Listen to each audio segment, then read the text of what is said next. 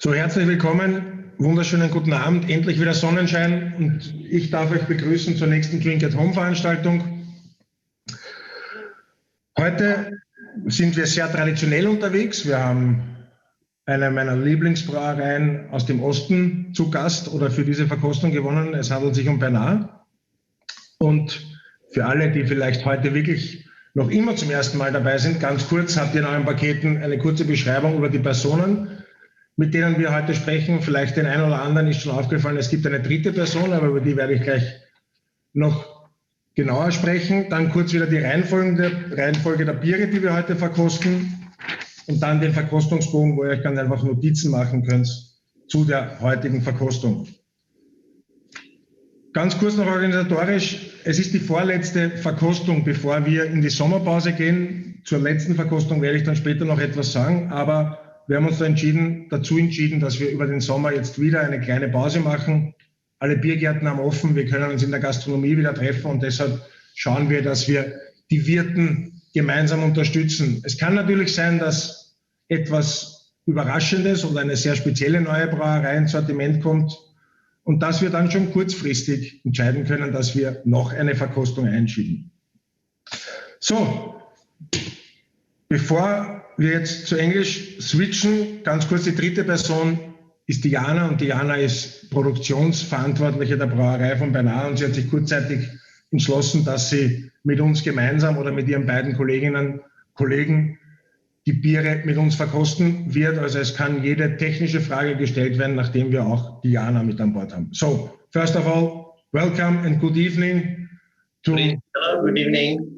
The family of Bernard, I can say, because you are 3 people now, and I would say that we start with a short introduction of each of you, and I would say ladies first. So, Jana, good evening. Tell us a few words about you and what is your job at Bernard?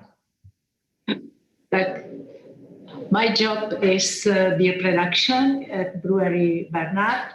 I have been working here over 17 years. And before that, I have very rich pastime. I was working in Japan 5 years, in Philippines 2 years, and 17 years in Ostrava Brewery. So my life is the whole life you were responsible for individual breweries all over the world. Yes. But you're originally from Czech. Yes. I'm Czech. Okay, perfect. Super. So that means then also we can ask all technical questions because you can answer all of them. Yes. I will be happy to answer. Perfect. So then we're going to change to the middle. Thomas is the export manager, not only for Austria. He's taking care of most of the countries where Bernard is exporting.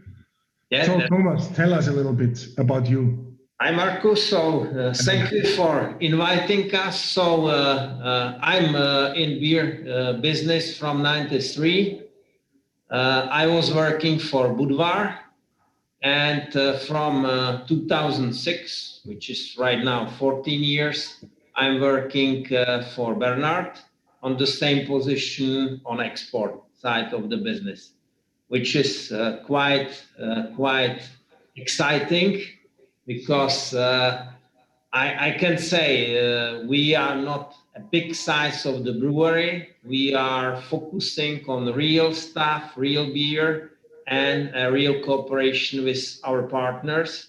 So we are looking for independent partners in each country. And of course, it's very much about the cooperation with our partner. So this is why we are also very happy that for the third year we are cooperating with your company, because it was a big pity that in Austria our beer was not available, because 100 years ago we were one country. That's true. And 3 years ago there was only one bar, which brought the beers directly to the country. Yes. But I can say I'm very glad that we were waiting to make a deal with a really professional partner, because it's not making sense to compromise the business. So it's better not to start business wrong way, but to wait for a good partnership. So we are glad that right now we can drink some good draft Bernard in Vienna. Yeah. Thank you for the kind words. And last but not least, Jaroslav. Thank you, Markus. Thank you for the invitation. Well, I am the newest member of our little export team. Family? Yeah, but I am not a new member of the Bernard family at all, because I work here for almost 10 years.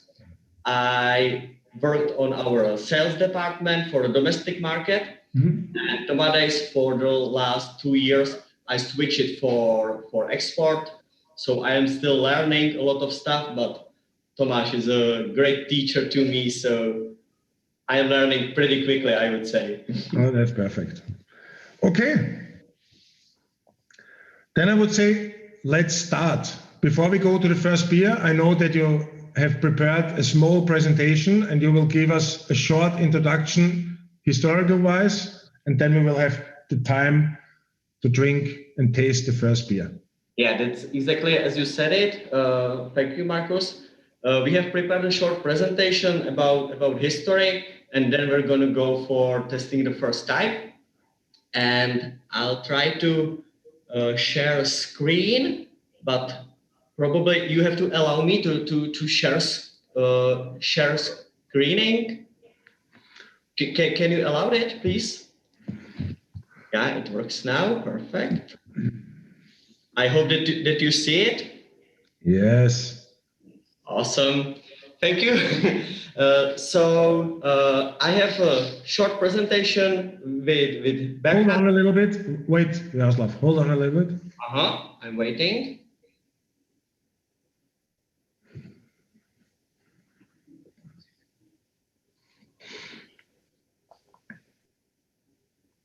We have to prepare something in the background, so it's not your fault. Okay.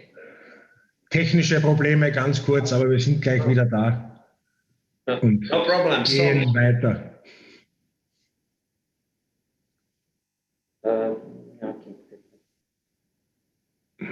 So you probably don't see the first picture, right? Yeah, you can go back to the first slide, and then. No, it's not important. There is just a logo. Okay. You can still see it. Okay, then it's. I can see still page number 2. Mm-hmm, yeah, that's pretty good. So may I continue? No, hold on a little bit. Jetzt, now you can start. Perfect. Entschuldigung für alle zu Hause, wir hatten ein paar technische Probleme, aber jetzt sind wir bereit. Jetzt geht es los. Jaroslav, it's your stage now. Thank you very much. So I would like to start where exactly you can find Bernard Brewery. It's in Humpolec, and Humpolec is a small town, about 10,000 inhabitants, and it's in the middle of the distance between Prague and Brno. So right there, where is the target on a map of Czech Republic? Not so far from Austria. Not so far from Austria, exactly.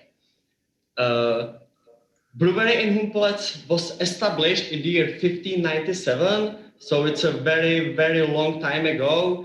And that's the first very important date in our history, because during those time it had several owners, it had several names, and very important is the year 1949, after the Second World War, when this brewery was actually owned by state, and it was communism era started in Czechoslovakia.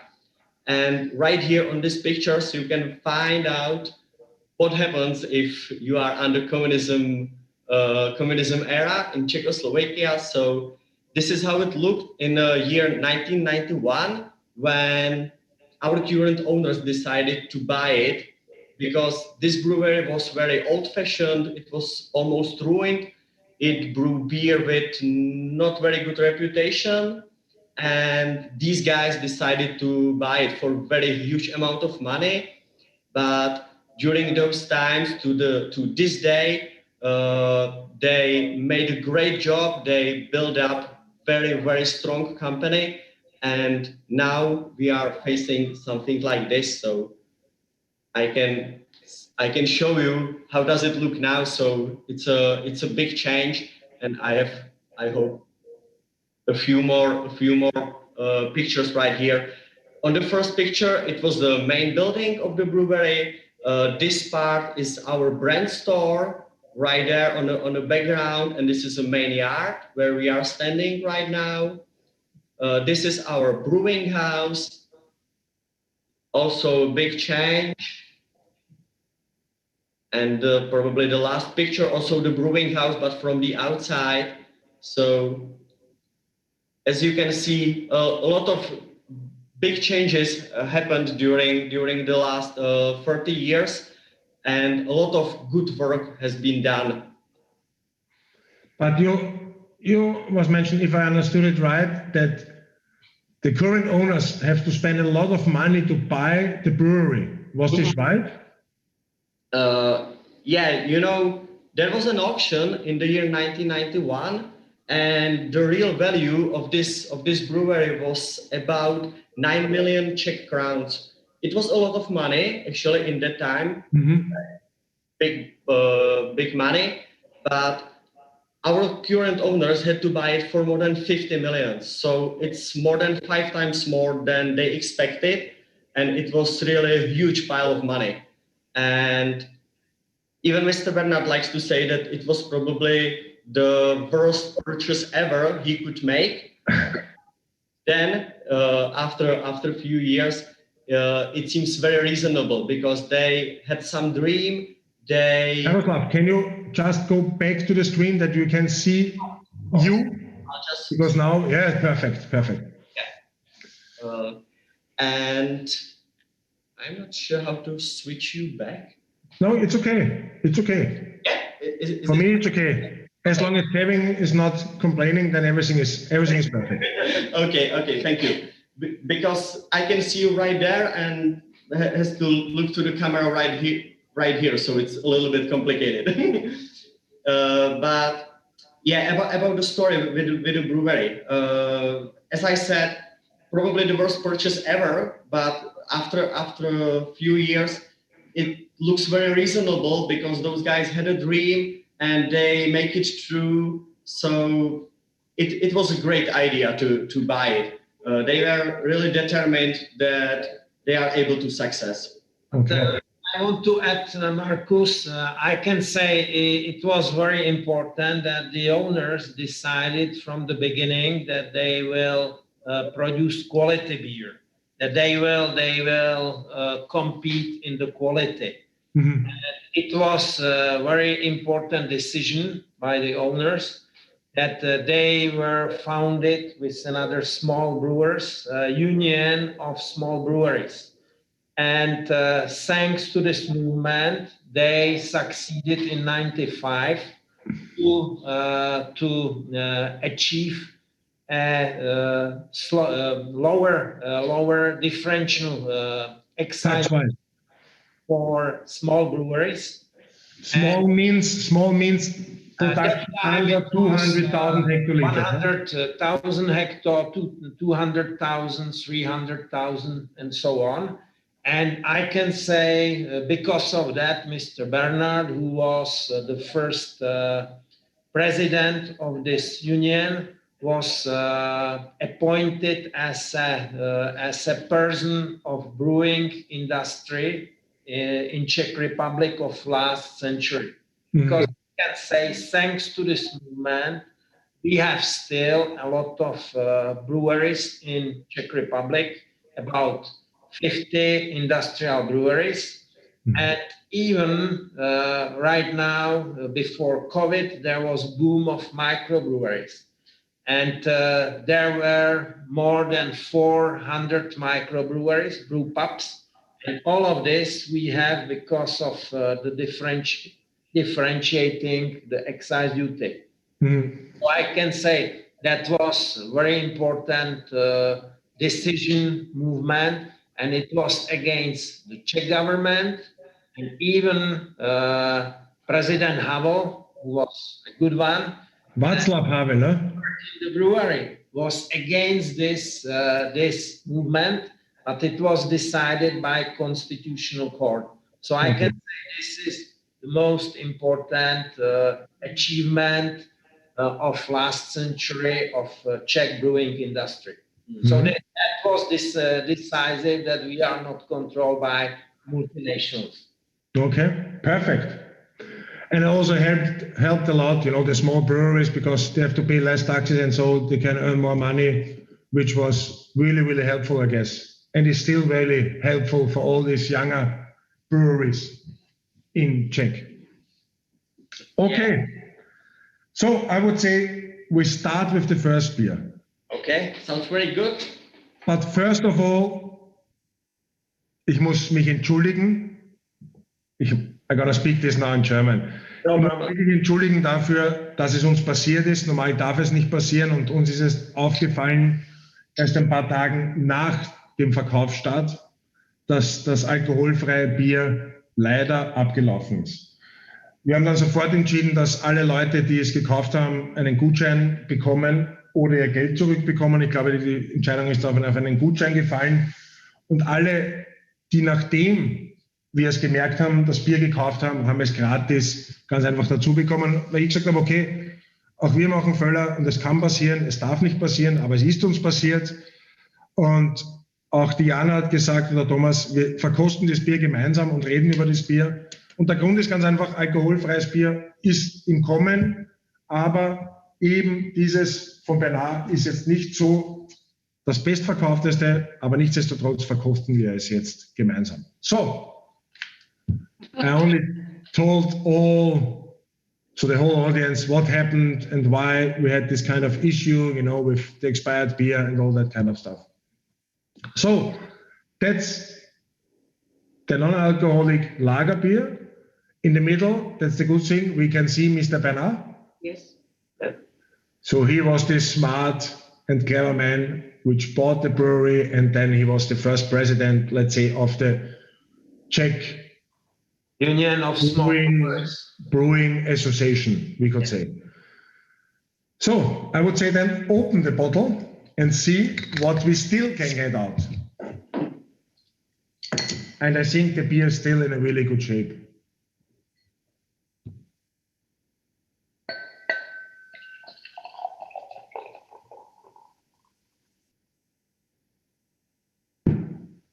So, where are the glasses?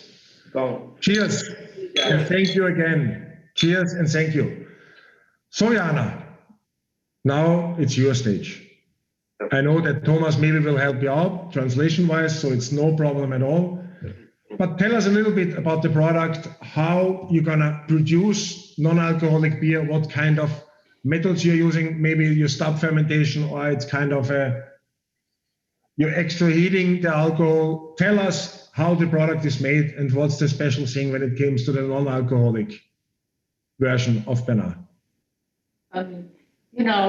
Tomas prepared everything. I think I can only to make some addition to his presentation, because they prepared everything. I am here only to answer the question. It means I will do it like this. Okay?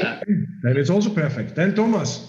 Yeah, so I can say we have started with production of non-alcoholic beers in 2006. The reason for that was the change of the rules of drinking and driving in Czech Republic by rules. Thomas, sorry to interrupt you. Can you only look to the camera and not to the screen? Can you look to us? Yes, that's perfect. Look to us. So I was forget the screen. Okay. Perfect. So it was in 2006. And I can say it was a good decision of the brewery, because we are middle size of the brewery with production 350,000 hectoliters last year. But in spite of this fact, we are at the moment the fourth biggest producer of non-alcoholic beers in Czech Republic. I can say the most important was that we again decided to produce real beer, in spite that this beer is non-alcoholic. So we started to compete in the quality. This light non-alcoholic beer was the first edition of non-alcoholic beer, because also in Czech Republic, like in Austria or Central Europe, the most popular beer, it's the light beer, not dark or semi-dark. This beer was followed by 3 another SKUs because it was quite successful. So we were the first Czech brewer, or Czechoslovakian even, who started to produce semi-dark non-alcoholic beer. And because this SKU was also very successful, we even added 2 fruit flavor beers, plum and cherry. South cherry. And right now, which is very important, 3 of these SKUs are available on draft. So I can say, of course, draft it's even it's even better for the consumer. But I will, of course, tell you a little bit more about this light non-alcoholic beer, which is also available on draft. I guess not yet in Austria on draft, but maybe later on, because we are also supplying our partners with smaller kegs, 20 liters, 15 liters, so which make it easier for our partners to draft the beer and to have a fresh one. The content of this beer is 0.5 alcohol by volume. I can say that we found that the beer has very nice foam, really nice color, and even the taste, it's very similar to alcoholic beer, which I can say it's even better speaking about draft beer. So I can say a lot of visitors of the brewery before COVID were surprised, especially when we served them the draft version. They didn't believe that this is a non-alcoholic beer. So, you know, on market, or all market, there are a lot of alternative of non-alcoholic beers, which are artificial.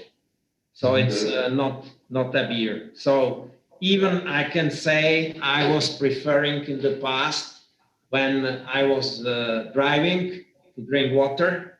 But right now, when our non-alcoholic beer is available, I prefer to drink one non-alcoholic beer. And maybe I shall tell you a little bit more about the characteristic of this beer. So we are using Czech malt for this beer, which we produce in our own malt house. We are also using Bavarian malt and 2 different sources of hops. For all our products, we are using hops from Žatec. This is Saz. This is the most famous hops in Czech Republic, but even it's a very important article for export. So I can say it's very important that we are using our best ingredients, and I also have to add that we have our own source of water. We have our artesian wells, and using special water which is soft and very good for beer production. And of course, there is an advantage that you don't need to use any artificial agents to change the character of the water. Another important thing is, of course, the recipe. And as I mentioned, we didn't spend huge budgets, but in spite of this fact, we achieved very good sales with all our non-alcoholic beers. I can say this beer has some soft bitterness, soft body, and we can smell aroma, word of aroma. So I can say this is the reason why these beers are so successful. But the good thing is, I know that you have the same expire date. You get the same bottles out of the lab with the same expire date. So it's 16th of April. And is it right? No, this one is newer, but it's because, as you said, your ones were already expired. And then in our laboratory, after the expiration date, it goes out, it's not. Okay, they put it to the drain. So that's why this type we have fresher. We have. But the good thing is that you still can taste the hop flavor, so it's still fresh. Of course, it smells a little bit sweet and it smells a little bit like wort, but on the tongue and for taste, it still gets this typical Czech Saaz hop character, So it's kind of really, really slightly bitter, which is really, really good taste-wise. But the most important thing is how this beer is made, how you produce this beer, what kind of technique you're using. Yes, this is what I wanted now to have to add. Yes. to add. We use traditional technology. We start fermentation. All these ingredients are there, how Thomas told you. And we start fermentation and stop it. Immediately stopped because we don't need alcohol. Mm-hmm. It means this basic wort is same, is only 5% of extract. Mm-hmm. And we really need to only 24 hours keep in fermentation part and immediately to move to lager tanks and use low temperature. Low temperature. But then do you dry hop it or no? Or only the hops in the whirlpool ferment and then to the lagering? Or did you add some additional hops during lagering? No, we don't use. We tried it, but it was not good. It was a little rough in finish. Harsh, bitter. We stopped it. Okay.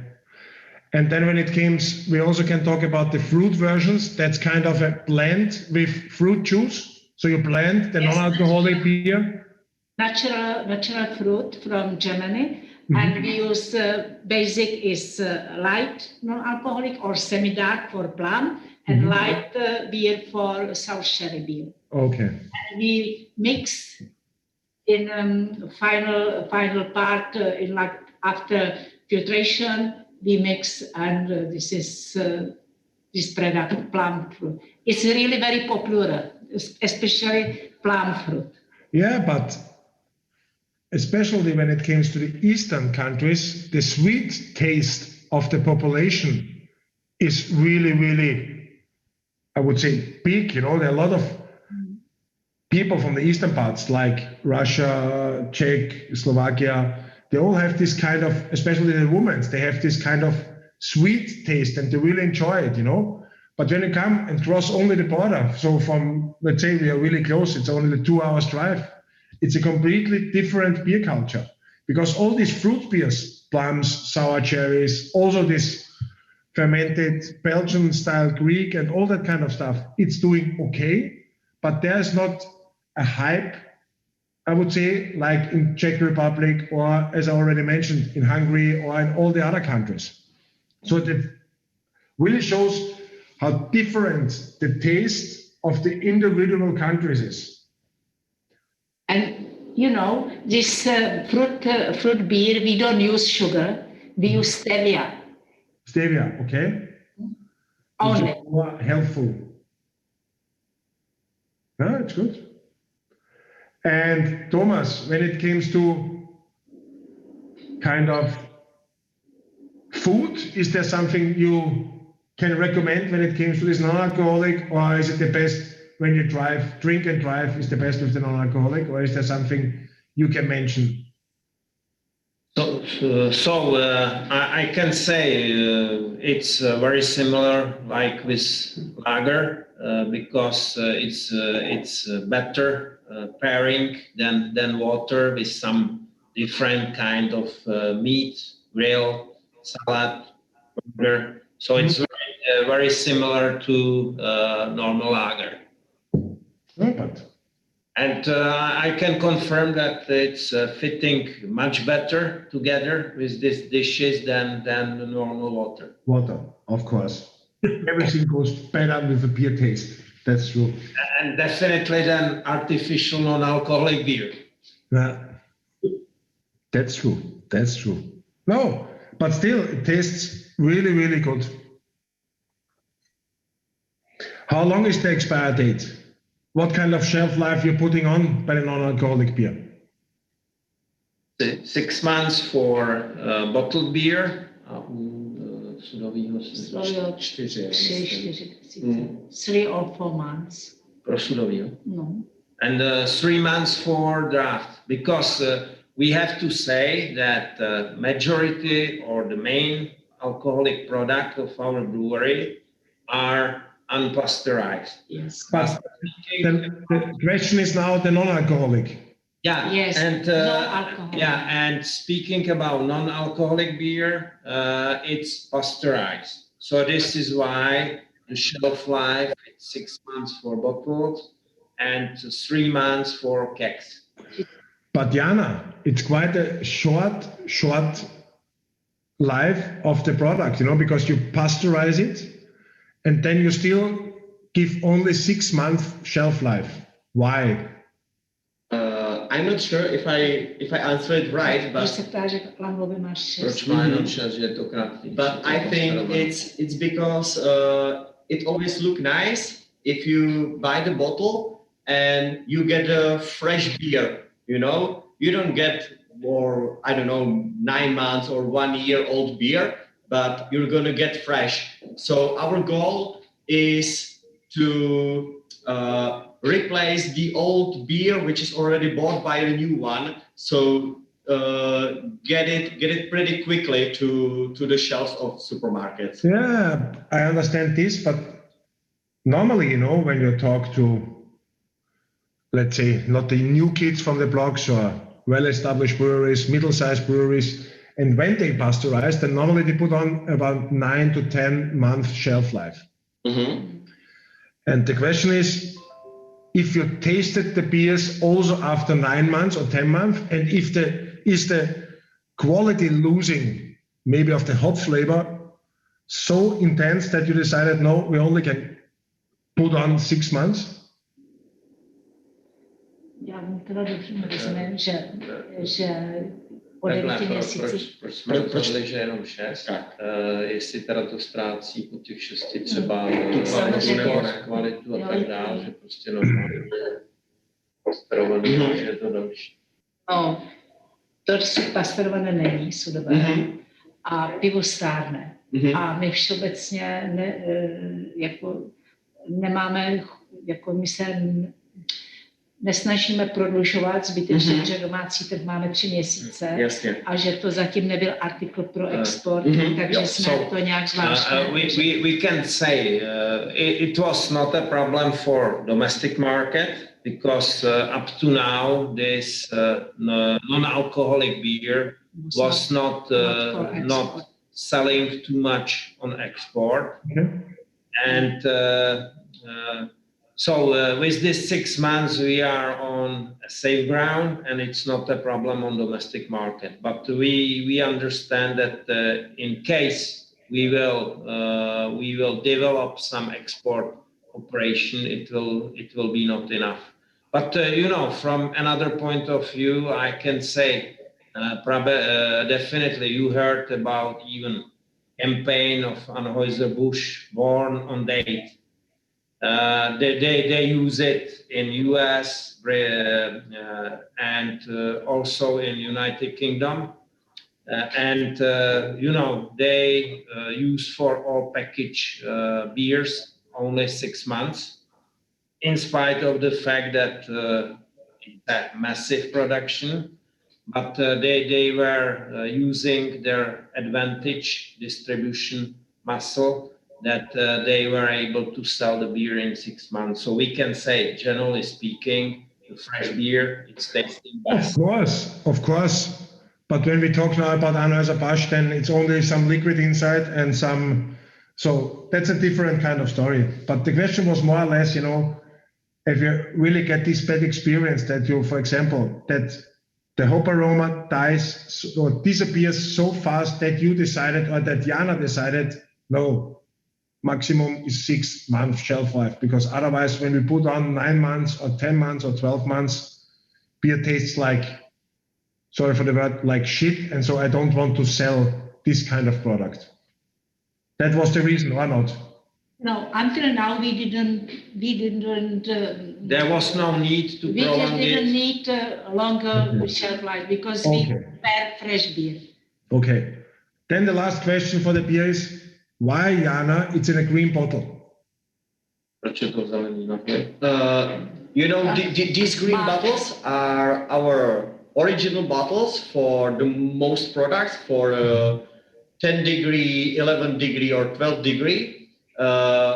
But as a main flag for export, we use those swing top bottles. So this is a regular one. The green one is a regular one. But when we want to do something extra, go to the extra mile, we use the swing top bottles, the brown one. Okay. Because brown bottles are always better than the green bottles. That's why. Yeah. Because they're protecting. Yes. Yeah. Perfect. Okay.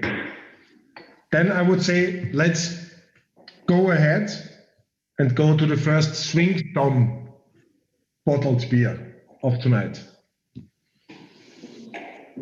Yes. We have also here our gluten-free lager. It's a green one, right? Yeah.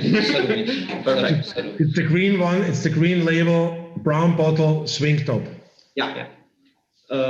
It is something pretty extra, and we also wanted to show the opening of the bottle, because of course it is something very, very nice. Even the sound, not just the look of this bottle, but also the sound effect. So maybe on 3, okay? 1, 2, 3. Oh, I was too slow, but now it's done. Oop. So it's coming.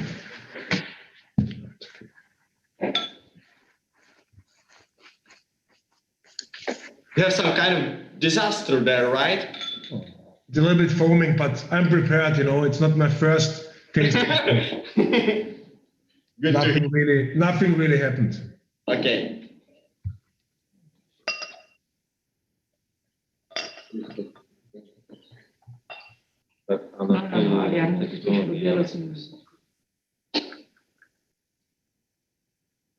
So Jana, before Thomas start, shelf life is 5th of August. 5th of August. So that means the beer is 1 month old. Because it's 4 months shelf life, huh? No, it's 8 months shelf life. 8 months, yeah. 8 months. 8 months. Okay, 8 months. Okay, so then it's 5 months old. So we have to say that, as Jana mentioned, this is the first beer in our presentation, which is in swing top bottle. We started with this production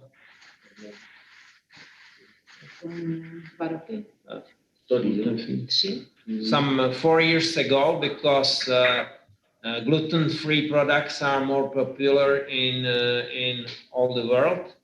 I can say again, there is a big advantage that our gluten beer, it's tasting very much similar to normal lager. Also, the shelf life, it's 8 months.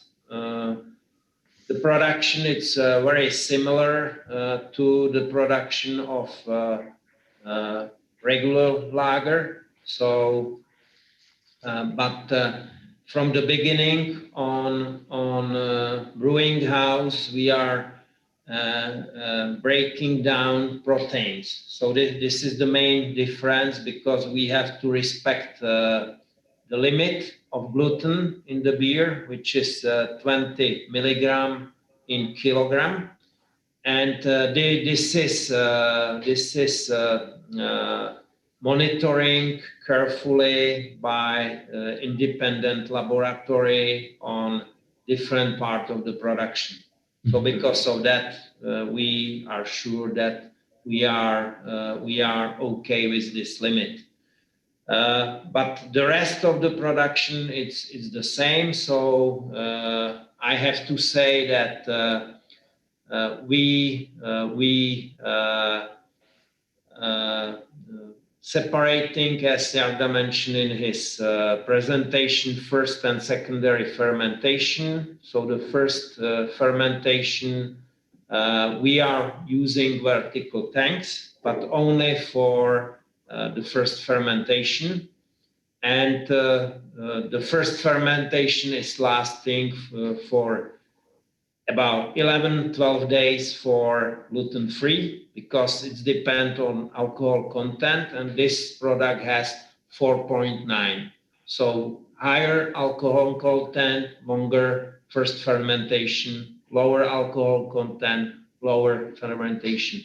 After that, we transferring the beer to horizontal tanks, which I have to say was a good achievement of our co-owner, the main brewer, Mr. Vávra, because as you know, 50% of our brewery is owned by Dual Morgat.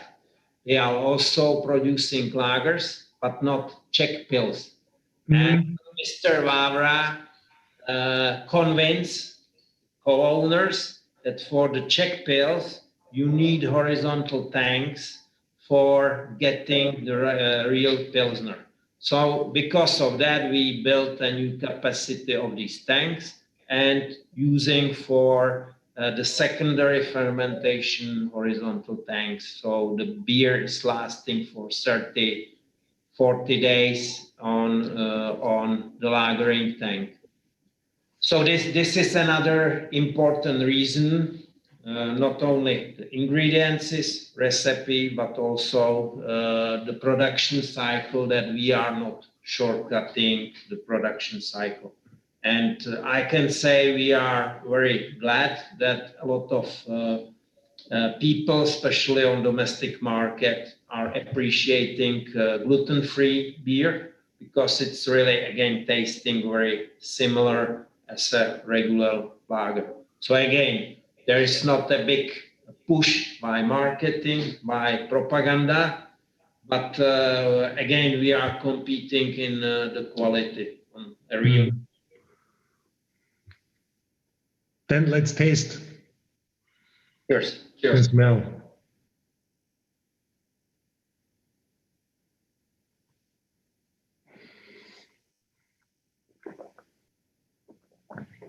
So we can say again, the beer has full body. Full body. And also the aroma is really, really grainy, you know, it's really malt driven.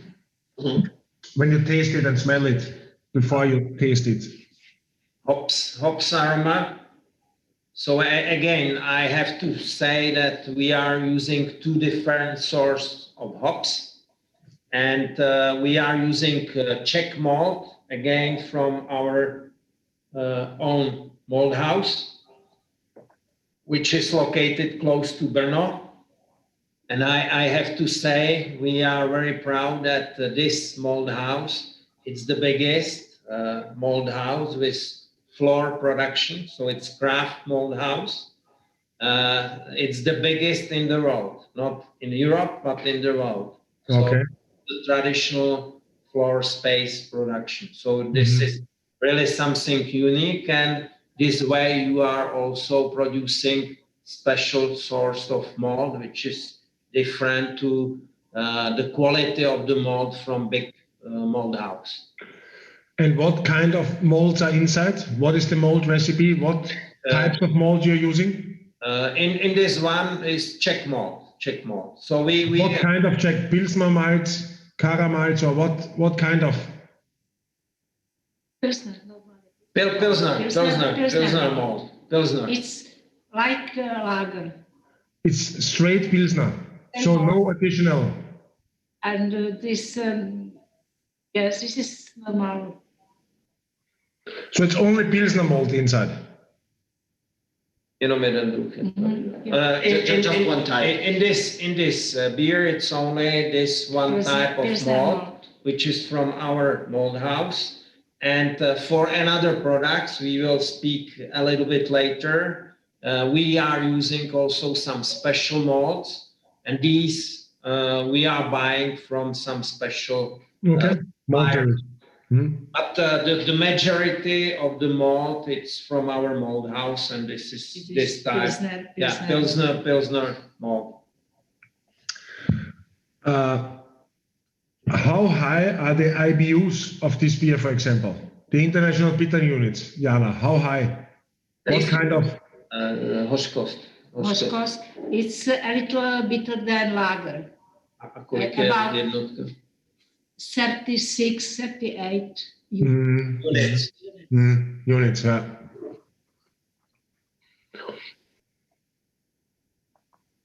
Because it reminds also on a really northern style German Pils, because it's getting already this really intense hoppy aftertaste. Yes. It's bitter, and so that's why I ask. And yeast? Yeast is your own house yeast? It's lager yeast, normal yeast. So again, we have our own production of brewing yeast in our brewery. Okay. And even some 5 years ago, Pilsner Urquell decided to stop deliveries of brewing yeast to microbrewers. Because they consider during SAB, Miller, they are their competitors. So we replaced that time supplies of brewing yeast of Pilsner by our brewing yeast to microbreweries. So I can say we are supplying microbrewers with our brewing yeast and also with malt from our mold house. Okay. That's good. So even the smaller ones can come and pitch some of the yeast. Yes. And you guys help them, and also with the malt. Okay, that's good to know that. So 5 years ago, Pilsner Urquell stopped helping, selling their own yeast. Yes. Okay. And I have to mention that even Mr. Bernard, it's also just honored president of Union of Microbreweries. So of course we are not involved in microbreweries business, but he was awarded because the microbrewery movement could start because of the differentiate taxation in Czech Republic. So, and thanks to this, also we have very good cooperation with microbreweries. So we are. That's important. That's important, because I don't see them as competitors. Yes. I see them more as educators, because as more people are involved in the business, and as more people are talk about beer, as better it comes for all of us, So it's a really good idea, and a good move from Mr. Bernard that he decided, okay, the big one's gonna stop, but we're gonna go ahead and help out the breweries, you know, because they are not competitors. It helps the industry. It helps the industry. I fully agree with you because our aim or our goal is really to educate or convince consumers to drink real beers, not volumes, but a quality product. So and in this movement, these brew pubs are our co-workers. That's true. That's true. Cool. So again, they are competing in the quality of the product, not in propaganda. That's true. That's true. Perfect. So, Jaroslav, I know that you have the next slides ready. I have a second part of a presentation, so I'm gonna share it again. I just have to find it right here. Jana, sorry to interrupt you. How big is the brew house? Okay. Jako jaká je kapacita? Barky, 250 hectoliters. It's one brew. A kapacita, jako chtěl, Kolik jsme schopni uvařit? varna, kapacita varny. Yes, 8 brew per 24 hours. It means, jak to spočítaj, 800. Can you please change to the presentation modus? Yeah, of course. So one brew. No. Back, but to the presentation, you know. Okay. To split it off. No. Yes, now. Yeah. So we did the math, and our capacity of our brewing house is about 2,000 hectoliters per 1 day, if it's going for 100%. Okay. And one brew is 250 hectoliters. So this is why we also could claim that we are craft brewer, because we are producing beer in small batches, 250 hectoliters. Okay, Jaroslav. So back to my presentation, but a lot of things has been already told. So, but it's always nice to see some pictures and get some ideas. Those two guys kind of stole my stage. No, it's okay. But on this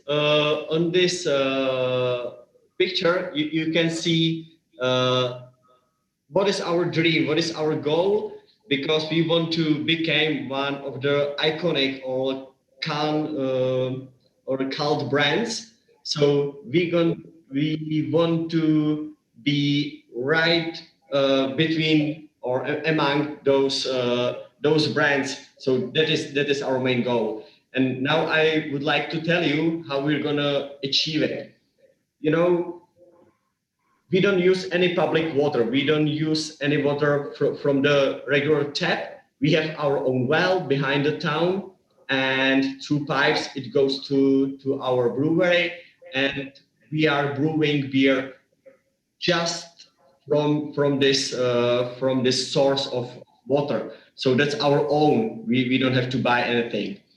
Also, we have our own malt. As Tomáš already mentioned, it's from our own malt house, the biggest floor malt house in the world. It's close to Brno in a small village called Rajhrad. So again, the second ingredient is fully controlled by ourselves. The third one is a yeast culture. We again has our own yeast. As it was already mentioned, we can also sell it to some microbreweries, because as we said, they are not competitors, but they are co-workers, let's say. So again, 100% control of yeast culture, and the only ingredients we need to buy is hops, and we buy only hops from the south, from Žatec, which is very, very famous area for growing hops. So I think these 4 ingredients, we have really 100% quality. So that's the first step. The second step is that we are keening on separating the main fermentation and the lagering. That is the traditional process. That is the traditional way how to do very, very good lager. So that's why we are decided to continue in this way. We are a little bit against the stream, I would say, because a lot of bigger breweries does both of these stages in one tank, in a vertical tanks, but we don't do that. We just have main fermentation in vertical tanks for, let's say, a few days. I would say maximum 7 days, and then we go for lagering to the horizontal tanks where the beer rests for about it's maturates there for about 4, 5, 6 weeks. I'm not sure if you know this guy, but this guy is a Louis Pasteur, and something also very important for us because we don't pasteurize our beer. Our beer is unpasteurized, so it means that we don't shock it with any temperature differences, and we save the original vitamins, we save minerals, we save original color and original taste.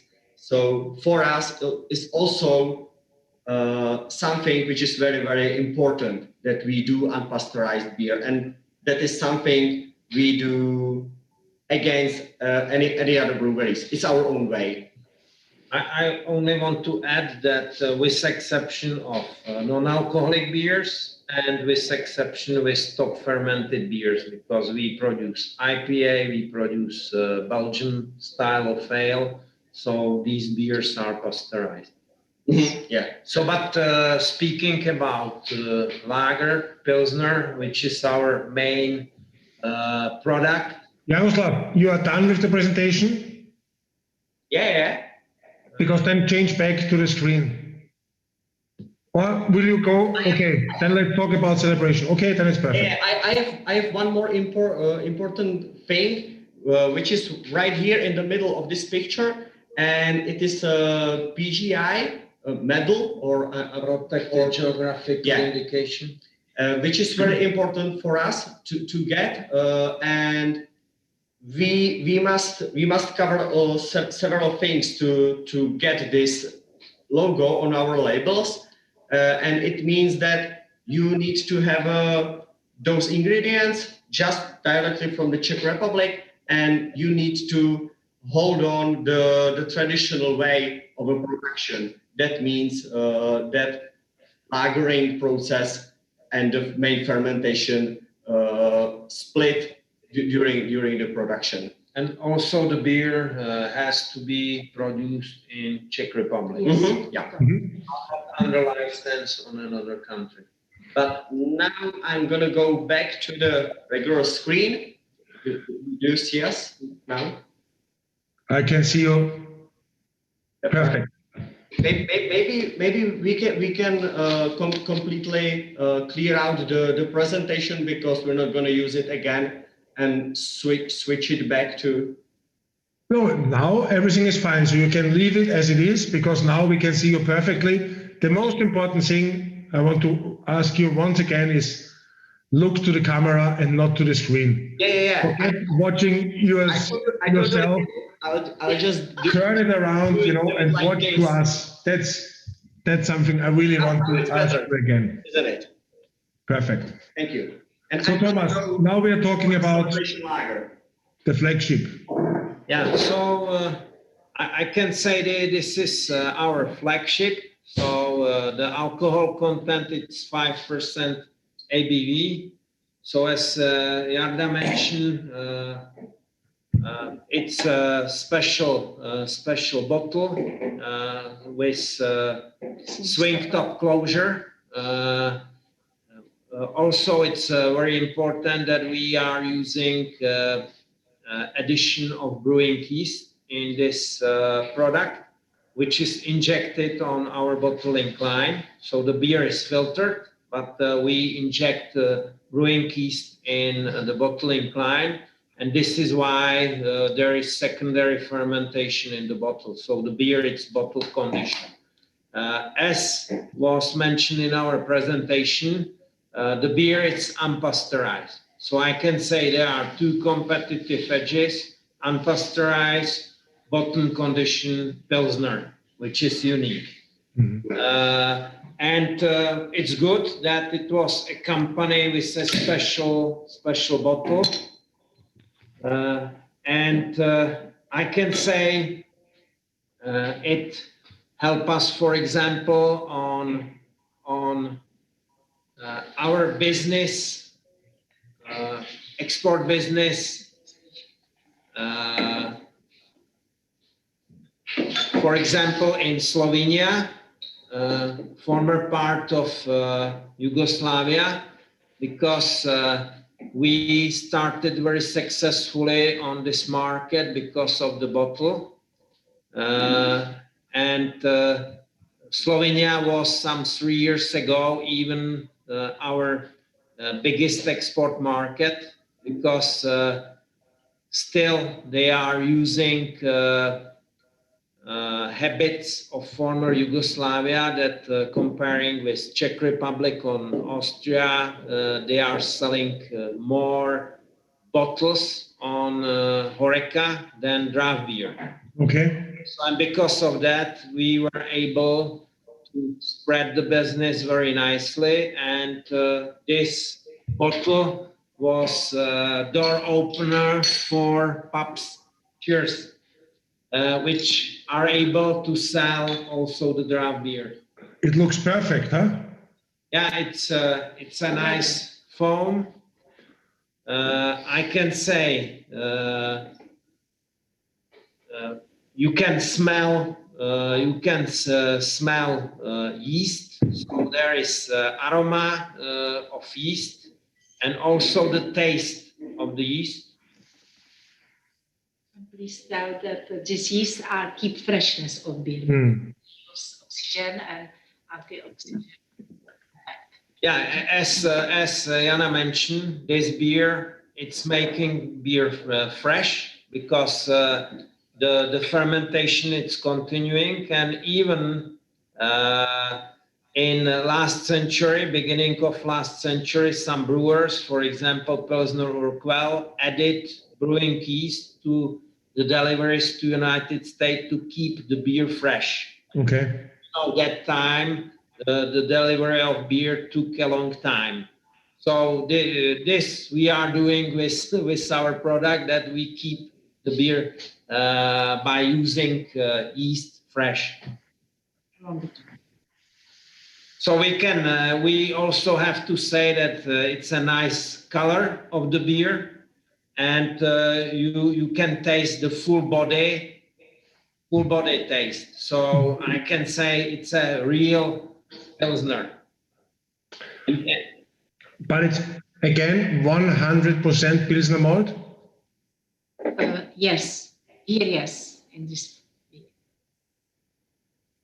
And we are also using in this beer 4 different types of hops. Mm-hmm. But again, from Žatec area, Saz hops. Okay.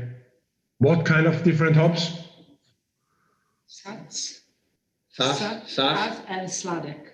Sladek. In Czech, it's translation, it's brewer.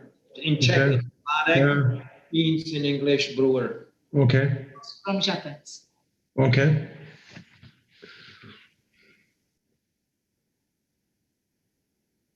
But as Javda mentioned in his presentation, I can say all this, it's important. So we are not shortcutting the production. We are using the best ingredients, and we have special recipe. And I can say the competitive edge is, which we can use nicely, that the beer, it's unpasteurized and it's bottom conditioned. which is really special, speaking about Pilsner style of beer. Okay. All the other big ones, they are pasteurizing the lager beers. All the other ones, they are pasteurized. Majority of brewers are pasteurizing beer, but there are another Czech brewers, for example, Sviany.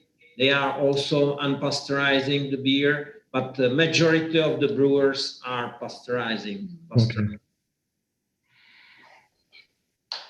But I can say I was even glad visiting 3 years ago Sweden. There was a big exhibition and there was presented our draft unfiltered beer, which is very close, this draft, to this celebration. And that time, Pilsner Urquell was launching with the main brewer, the head brewer, their alternative of unpasteurized, unfiltered draft beer. Mm-hmm. So, of course, this beer tasted nicely, but I was very glad that when I compare it with our beer, of course, I'm not objective, but our one was even better, because not only about if it's beer, it's unfiltered, unpasteurized, but it's about ingredients, about length of the production side. How long time you give them to lagering. No, it tastes super nice, it's really balanced. It gets this high drinkability, it's good mixture of malt body and hop character, also the aftertaste. Yeah, this is really something extra. This is probably the best what I can get from Bernard. This is really the best. Okay. And it's also on the same way, it's the best selling product overall. Yeah, on export market. So on export markets, definitely, and we can, on domestic market, draft beer it's more popular. So we can compare this product, speaking about draft beer, with unfiltered beer. Mm-hmm. And I know you are selling our unfiltered beer in Austria. Mm-hmm. So it's really fresh beer, which have very much different taste comparing with the massively produced. So how big that is? You were mentioning that you had last year production from 350,000 hectoliters, more or less. So how big or how small is export out of these 350,000 hectoliters? So I can say export it's approximately 20%, but half of it it's Slovakia, and in former part of Federation, your neighbor as well as ours, and here in Slovakia we have our own sales team, so it's different operations. So they are one team together with domestic market, but the rest of the export it's independent, and it's also about 10%. So let's say 10% it's Slovakia, 10% of production it's the rest of the export. So altogether 20%. And on the real export, because Slovakia it's not export, for us. So on real export, we are selling roughly 90% of our product to 10 biggest countries. 90%. Okay. Thank you. That was a really detailed explanation of the split of the brewery. Jana, it's bottle fermented, but at the bottom there's not really any yeast content in the end. And then how you achieve it that the beer gets so clean when it's bottle fermented and unpasteurized. Jak je možný, že je tak čistý to pivo, přestože to není zakalený a že tam přestože je tam vlastně ta druhotná. From start, it's cloudy. When we put yeast, about 1 week, it's really, because we measure, we have tasting here, and we put exactly quantity of yeast. Because when you put more yeast, its sediment is too big. After 1 week, yes. But I think you must see some sediment there now. Actually, when I was shaking it off, yeah. Maybe I was shaking it off. But go back, it's filtered. First, it's filtered. Yes, basic beer is filtrated. It's filtrated. Yes. Then, before you fill it in the bottle? No, before. When we fill, we have... We put for bottle line, you fill filtrated beer, and behind this filler is dosage of yeast. After filling? Yes, after filling, exactly quantity to every bottle. Quite complicated, right? It was only a question, coming up, it's bottle conditioned and then still super clean, There is, of course, it's not clean. It still contains some particles of yeast, hop, everything, but it's kind of clean, for a bottle conditioned beer. No. And then again, there's a guy asking now, a lady is asking, how can it be that there is only Pilsner malt inside? Because it's a way too dark only for Pilsner malt. It can be the reason that you maybe have some specials at your maltery, but normally, and that was also the point, why I asked you, when you take to show, there's a difference between the color, and this is more like light orange. And so that's why we were wondering, how is it possible to get this color with only Pilsner malt? It depends. You can make your Pilsner malt with different color. You have this EBC can be 3 or 4. Yeah. Sometimes it's reason that your brew house, your heater, your brewer, yes, this vessels, sometimes you have problems that water is too dark, sometimes it's light. Too light. Depends on your vessel, how you... It all depends. I got Sometimes you add color only by heater. It depends. Sometimes it's problem, but we order some color of malt from our malt house. Yes. Okay, so you tell them which kind of ABC you need from the Pilsner malt, and they produce it for you. Yes, because it's our malt house. So we are able to involve it by ourselves.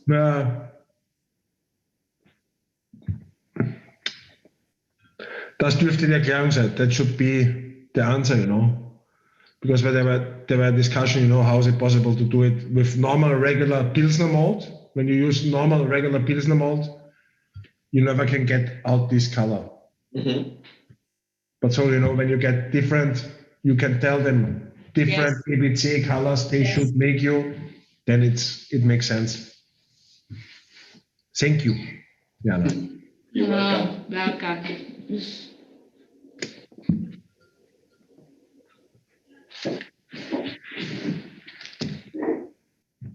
Good. Then I would say, let's go to number 4. Amber lager. But we also can call it Vienna style lager. More or less. Manu? Yeah. We are prepared. Semidark. So you call it Vienna, yes, lager. It's similar. The question was, we also can call Yes. the Amber Lager Vienna Lager. Yeah.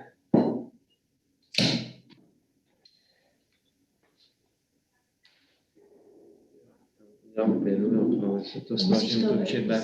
No, já právě to vždycky. Aby nám to,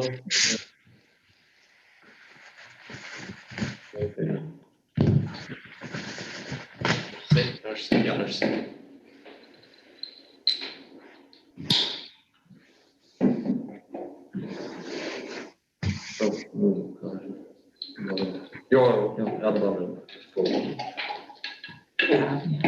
Pravda promínají. Neměl Jarovku, pak zase. Other problems? Some, but as I mentioned before, I used to deal with these problems. Yeah, so there is a brewing yeast, so this is why, and also the bottles should stay for a little bit longer time in chill vertical position. I'm a professional like you, so they were in the fridge the whole day and always in a vertical position. Yes. We are getting darker. We are getting darker, to the dark side of life.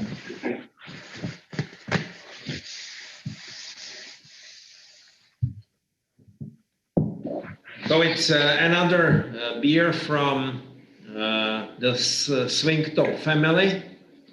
So I can say the production is very similar to celebration lager. The production process it's similar. We are using 4 different sorts of malt. So this is why it's even semi-dark, and 2 different sorts of hops. It's important to say that this beer it's quite successful in Sweden. So we receive first listing at Systembolaget, which is state monopoly in Sweden, with this SKU. Again, we can say that there is, we can taste full body of the beer, soft bitterness, and there is even some caramel. Nutty, it's kind of a nutty feeling. It tastes like nuts, caramel, all that kind of biscuit.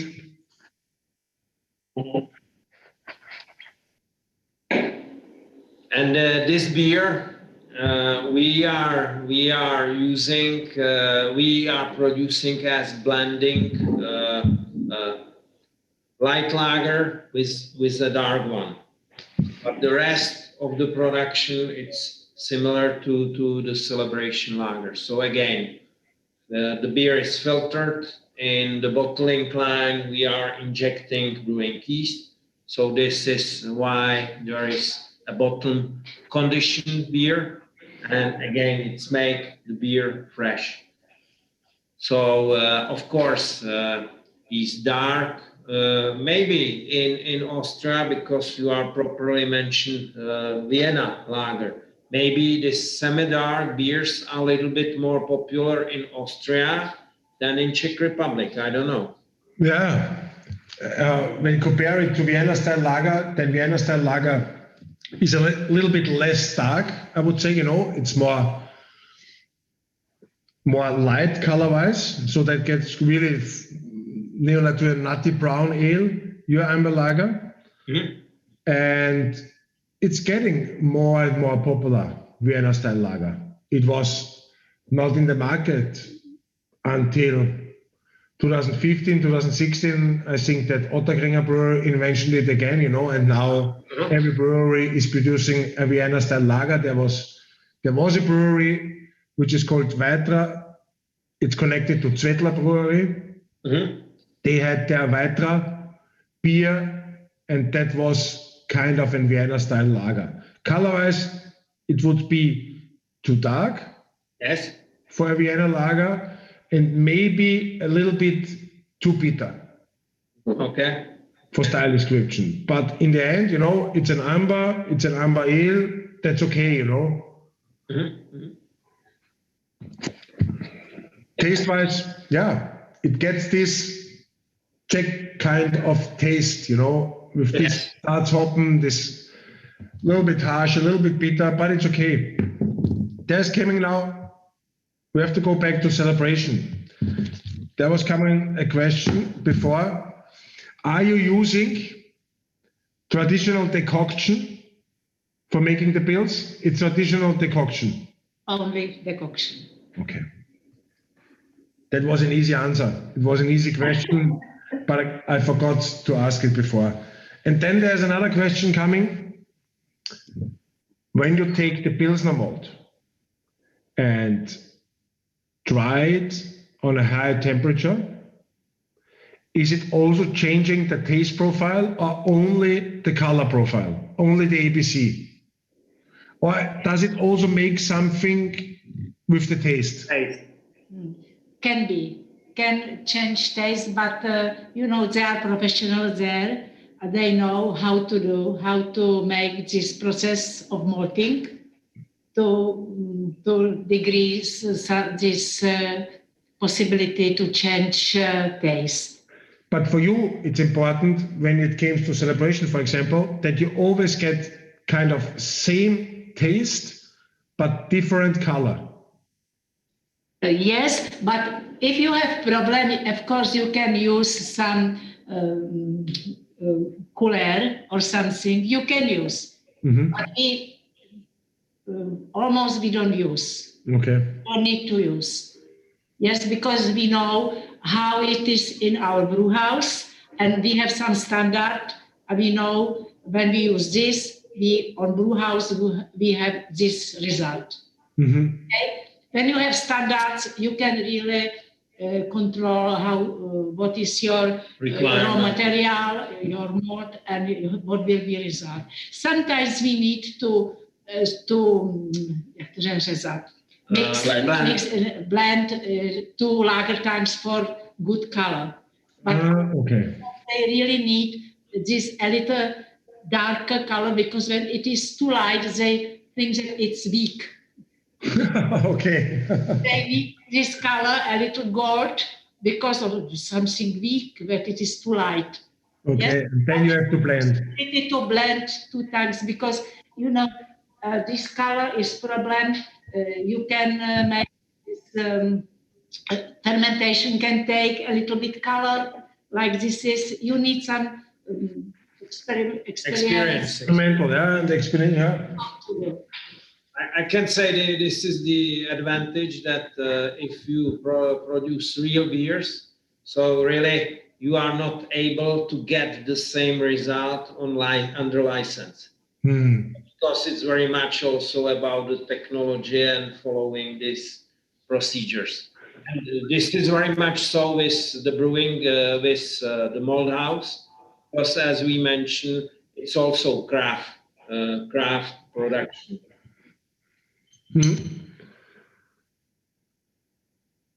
Yeah, of course, and it's something like natural, so it can happen that one batch is a little bit lighter, one batch is a little bit more dark, and then as Jana mentioned, then you have to blend it.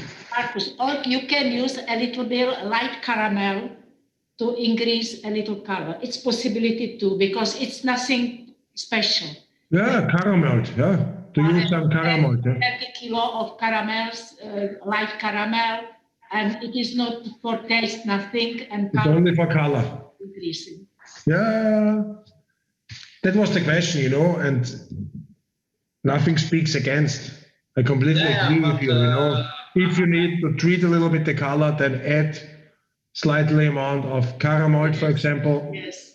Then it gets slightly darker. But I think it was a logical question, because if you compare it with some beers which are produced, I don't know, in 1 week, Sometimes you compare the color, so it's a big difference. Yes, so it's a logical question. Yeah. Super. Food-wise, is there any recommendation? You know, we talked a little bit a while, not about the food. What kind of food? Tell us some typical Czech food, which goes really well. So, speaking about lager, it's very much about all different type of meat. So yeah, but that can go perfectly with a goulash, you know, for example. For example, that gluten-free or a non-alcoholic not really pairs with a goulash. But is there something like a typical Czech food which you can recommend? We say with pork meat and dumplings and cabbage. You know, the typical Czech cuisine. And actually, I talked with our chef of our visitor center, which is going to be built in a few weeks, hopefully. And he recommend that, you know, every time you have a beer with a bigger percentage of alcohol, more bitterness, you can pair it. Pair it with a more fatty meat. So it means that if you have a light beer, you can pair it with some fish or chicken. But for example, for this, which is a little bit more bitter, you can pair it with some steak or that pork meat, which is sausage, something like this. Because if you get more alcohol level, then this alcohol cuts the fat of the meat, you know, and so that's perfect then, you know. And so Bohemian Ale can be also something which goes really well with a steak, you know, for barbecue. But we will come later to this. Yeah, totally agreed. But I really like this one, the Amber. Of course, I like Celebration, but Amber was a long time that I tasted it for the last time, but I really like the taste. Okay, the presentation is done. We can go directly to the next beer, or you have something to... No, we can continue with tasting, I think. Perfect.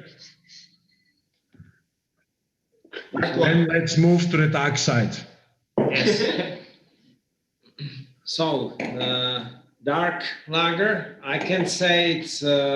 really important. Okay.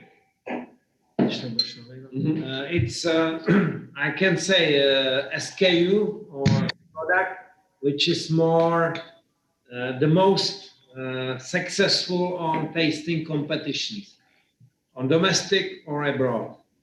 So we are very proud about this product. It's the taste, it's different comparing with another Czech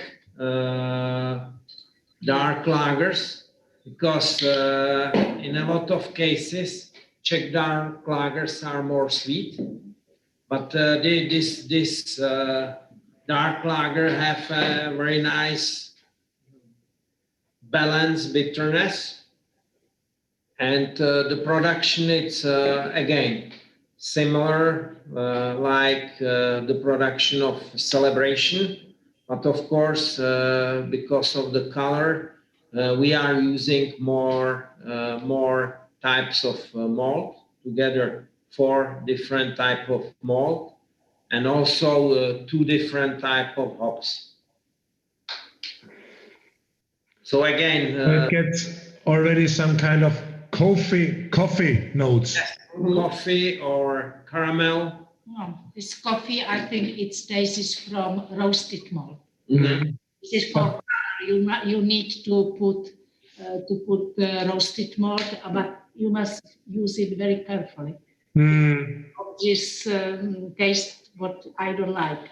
Yeah, because then it gets this burny really from cold coffee. You know, if you boil a coffee too long, then it gets really, really bitter. All the aroma is gone, and only you can get is the bitterness. Yeah.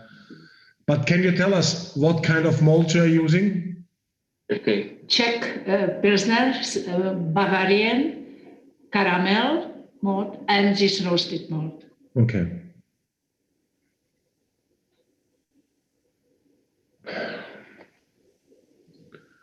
What do you think, Markus, about chances of dark Pilsner in Austria? So how popular it's the dark Lager beers? Pilsner? Dark lager, let's go overall, dark lager. I would say, it's difficult to sell because when breweries are successful with dark beers, but that's my kind of view, maybe we have some people watching or listening which have a completely other idea. I would say that it's difficult to sell regular. If you want to sell dark beer, it must be seasonal. It must be a proper beer place. When it comes to a restaurant or a beer garden, then I see dark lagers in Austria more mixed with lager. So they're gonna make a Schnitt, they cut it, Yes, they make half. Blend. That's the only really potential I can see, And even when we go to these big places here in Austria, this really well-known beer garden, of course they have a dark beer. And also, maybe it's, again, the reason is kind of the sweet taste of the normal dark lager beers that often women really enjoy that kind of taste because it's less bitter, it's more sweet. And we all know that the blade or the tongue of the ladies or the taste of the ladies is often more going slightly to the sweeter side. And so to sell dark lager straight, it's difficult. Mm-hmm. I don't know, how is it in Czech? Big volume. It's pretty difficult. So I can say it's similar in Czech Republic. That of course light lager it's more popular, but I can say we are quite successful with this with our dark because it's very different to the taste of the Czech dark beers. And sometimes when there is less competition, you can achieve a better result, yes. Mm. So we have also advantage that we are using smaller kegs, 20 liter. So it's also convenient. And as you properly mentioned, we have the same habit that we are blending in restaurants light and dark beer. So that's another possibility. And even there is a possibility, a lot of places are using gas beer. We call it in Czech Republic rotating tap. So even in our places, we have 12 different SKUs on draft beer. So it's impossible to have 12 on one place. So we have normally 4 on our place and 1 rotating. So you can use this special product as a gas beer, yes, which is good even for the tenants, yes. Yeah, we can try it, because we also had this nitro version, the nitro version is superb, but it's kind of, it's difficult. Yes, but when we had the presentation at Liefenbrüder. Yes, we even use this special Lavina with this nitro, the nitro version, yeah. That's another alternative, yes. Yeah, that's, of course, that's then a different kind of story, but then it's again, really, when it comes to dark, then when it comes to stout, then it's only one brand. It is everywhere the same, Yeah, people are not talking about stout, they're talking about this brand from Ireland. and they don't know what kind of beer it is. It is Guinness, let's name it, and we're not talking about stout, but it's Guinness, and so it's a little bit difficult. But Sonia is writing that her grandmother always, for lunchtime, she was drinking a bottle of dark beer. Mm-hmm. And also my grandmother did this, because it was healthy, and it contains a lot of sugar, and so it makes you full. And so the older generation, they have it in mind, it's good to drink dark beer because it's healthy, it tastes sweet, and it reminds you, or it reminds them on their childhood, because malt beer, also non-alcoholic, was often used in former days, because it makes you full, and you get some sugar inside and you get some power. Yeah. So, yeah. I think it's difficult to convince young beer drinkers or middle-aged beer drinkers to go and order a straight dark lager. That's what I think. But I completely agree that this lager tastes completely different compared to other, for example, Austrian or Czech lager beers, because it gets more roastiness, less sweetness, and this hint of coffee. So, yeah. And again, it gets this Czech twist. Yeah, thank you. I wanted to mention that maybe there is a problem that if you go to the pub for a beer, you're not able to drink those as much as the light ones. You can sit there and drink like 5-6 beers of light one, but this one is a little bit heavier, a little bit more aromatic, and you are kind of a full after the second bottle or second glass. So maybe that's even a problem. Yeah, it's difficult to drink a lot. Yeah. Of dark lager. Food? What kind of food you recommend? Maybe again some hint from our chef. He also recommend this dark beer also with something sweet, with some desserts maybe. So instead of a coffee, you can get this. You also can use this beer instead of coffee. You can put in an ice cream and make an iced coffee out of it. But you also can use it for a steak, because of these roast aromas which goes really, really well with a steak. So barbecue can be something you can use it, Yeah, you get in my mind with the sausages on dark beer, which is also good idea. But I also can see it, with some desserts, some sweets. Can also go with some kind of bacon aged, a little bit smokiness, kind of dry aged, smoked bacon can go really well, when it's really thin cutted, so. Yes.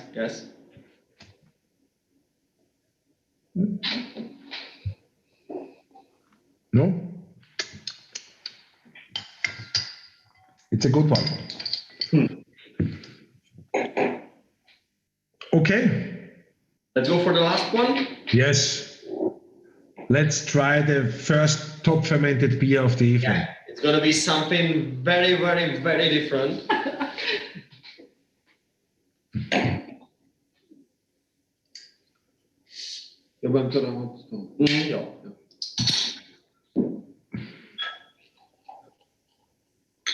So we have 3 different, we are using for Bohemian Ale, 3 different bottles. So the 330 ml, so you can see it's a Belgian style of all bottle. So we use also this swing top for the domestic market. And we have also this Belgian style of 700 milliliters. Yes.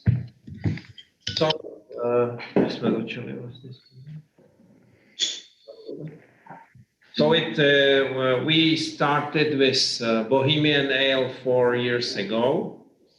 So as you have mentioned, it was the first top fermented beer in our brewery. So because of that, there was necessary to make a lot of changes in our production, because you have to separate the production of top fermented and bottom fermented beers. So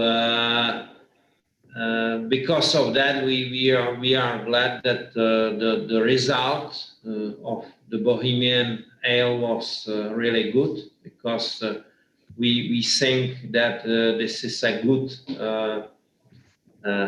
Belgian style of blonde, strong Belgian beer, but we use a name Bohemian Ale because there are some changes in the recipe. So the main change is that it's bottle condition, but for bottle conditioning we are using bottom fermented yeast, which is exception because we can again inject this yeast on our bottling line. So this is why we can mix these two different brewing yeast in one product. We right now using all Czech ingredients. So the original culture of brewing yeast was from Belgium, but right now we are able to reproduce it. So this is another reason why we can call it Bohemian Ale. So that means that Duvel brought over their own house yeast and you were propagating their own house yeast?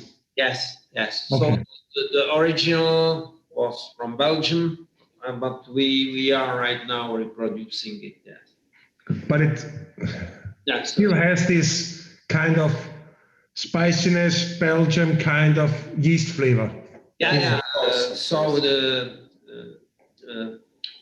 yeast is originally from Belgium. Yeah, but you cultivated the yeast and you propagated the yeast and then,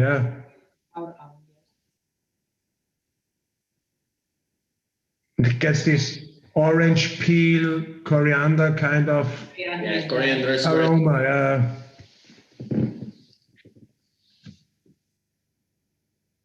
The alcohol content is 8%, so it's pretty strong beer. But what does the Czech people think about this beer? Is it too intense for them? Is it too heavy? So the Czech normally, population is drinking beer like water. We can say this. Yeah. And then when you came with the Bohemian Ale with 8.2? I can say that some people who are more familiar about beer business, some people who are traveling more are know Belgian style of beers. So more educated people like it because in our opinion it's a good quality. But you are absolutely right, the majority of people don't understand the different style of the beer. So they are Pilsner or lager drinkers. So but in spite of this fact, I can say the sales on off trade, because we have advantage that we have listing on domestic market. We are using this returnable swing top bottle, are relatively good. Half liter or small? Half liter. It's for off trade, and for Horeca, small one. Okay. But I can say the beer is better selling on off trade. So because, again, speaking about our pubs, so they are normally more oriented on lager consumers. So we are normally not selling to the places where are too many options on draft beer. So I can say this is a special beer. So I think you have a chance to sell it successfully on some bigger cities, where is bigger offer of some places with more taps. Of course, of course. So we have even 10-liter kegs which we are using for draft beer because the Belgians are not so often selling draft beer. So this is our advantage. But speaking about bottles, even these small bottles, yes, 330 ml, it's not a big success on domestic market because we use it on Horeca, on trade, and this is not working very well in Czech Republic because majority of sales on Horeca. I guess that's the sour cherry or the plum is by far better selling than the Bohemian Ale. Yes, you are right. So especially in spite of the fact that it's non-alcoholic, yes? In spite of the fact that it tastes sweet. Yes. That's the point. Yes, if you bring something out, which has some beer taste, but again it's sweet, then you will sell it. But it's okay. Food-wise, any idea? Again, we are getting with more bitterness, with more alcohol. So I would say, again, much more fatty meat. Mm-hmm. Maybe even some steak can fit with this beer, but I'm not sure. I hope that we're gonna learn much more in that new visitor center, which should be open hopefully this year. I hope, it should be done. But maybe even some cheese or grilled meat. Cheese, cheese can go really well with this kind of beer. This Belgian inspired, it can be a really intense, hard, dry, aged kind of couchy like Emmentaler or Gouda or something like this can go really well with it. Yeah, it sounds reasonable. But I remember, Marcus, that we were discussing possibilities of these specialty beers or some smaller products from our portfolio. We were discussing also this Bohemian Ale. So I understand that it's a good beer, but especially when somebody is ready to buy Belgian Ale. So of course they are buying the original Belgian Ale. And when we are talking about Pilsner, so we are the country where was Pilsner invented. They are asking about Pilsner. So of course you can. Okay, before we come to the end, let's do some kind of advertising yourself. Is it possible to visit the brewery on a regular basis, or should people write an email, hello, we are coming, or is there something like regular tours where people can join? Yeah, it's maybe a question for me because I did some tours with visitors from abroad for several years, but right now with the COVID situation, with the COVID crisis, everything was stopped, of course, because we need to have a 100%. We have to be 100% sure that on the safe side that the production keeps running, and that's clear. That's all clear. But when it's going better in the summertime and someone says, okay, I will take the trip to the brewery. Is it then possible to book a ticket online? Yeah, it used to be possible on our website bernard.cz. It was possible to order some date. You just fill in how many people will come, and then it's very simple. You just come here, and we went for a tour with some short tasting. So it was very nice, and of course, with the new visitor center, it should be much bigger in a new code, let's say, and it should be very, very nice. But nobody knows when it's going to be really open for visitors from abroad because of the COVID crisis. But hopefully, it won't last for a long time. Okay, between me and us. Did they already started with the new visit center? Excuse me? Did they already started with the new visitor center? The building is already done. Okay. We are working on the inside environment, let's say. Okay. Equipment. So it should be open this year.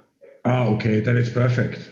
And you can even see photos or visualization of this visiting center on our website. Okay, perfect. Everybody who wanted to visit our brewery can visit our website. There is contact to colleagues who is responsible for brewery. They can the visitor center. So, I would say, if there are still some questions, then please ask now, because now the end is near. I would say thank you, first of all, of course, to Jana for taking this time and answering the questions we had. And Thomas and Jaroslav, I would say, is there something you want to spread to the Austrian beer drinkers? Is there some message you want to tell them? Yeah. So as I mentioned in the beginning, so I'm glad that I'm representing a real beer. We were looking for a long time for a real partner in Austria. So right now we are ready to supply them with a good product and good commercial service. So for me, it's important that we are the same beer culture. So I'm sure that the consumers will appreciate a real Pilsner. So I can say we are ready to supply them with our Czech-Austrian team now. Of course, they are welcome to visit the brewery as well, because, for example, we started 5 years ago with a good partner in Hungary. Before that, there was no Bernard beer in Hungary. After 5 years, we have a lot of visitors, consumers coming to visit our brewery. So I hope that we can do something in similar scale in Austria in a long run. We will definitely, at least we're going to try. And we're going to give our best, because we are happy with the quality of the beers. And that's the most important thing. And from that point on, you can build something. Yeah, and thank you, Markus, for organizing the tasting, and thank you for inviting us. More than welcome. Jaroslav, something? Yeah, thank you too for invitation. It was very well prepared. And for the customers, maybe just that I hope that they're gonna find us, they're gonna like us, and that I am looking forward to the next orders that you are going to sell us. I will. We will order again, I promise. Perfect. Okay, so wie anfangs gesagt, danke vielmals fürs Zuschauen. Nochmal Entschuldigung und sorry wegen einem alkoholfreien Bier. Es passiert leider. Und nächste Verkostung und vorerst die letzte vor der Sommerpause ist am 1. Juni und das Motto ist Sommer, Sonne, Bier. Und ich glaube, es sind ein paar sehr spezielle, neue Biere dabei, die durchaus Spaß machen werden, und wir begeben uns so eher mehr auf die experimentelle Seite. In diesem Sinne, Danke fürs Zuhören, danke fürs Dabeisein. Bis zum nächsten Mal und gute Nacht. Gute Nacht, auf Wiedersehen. Nein.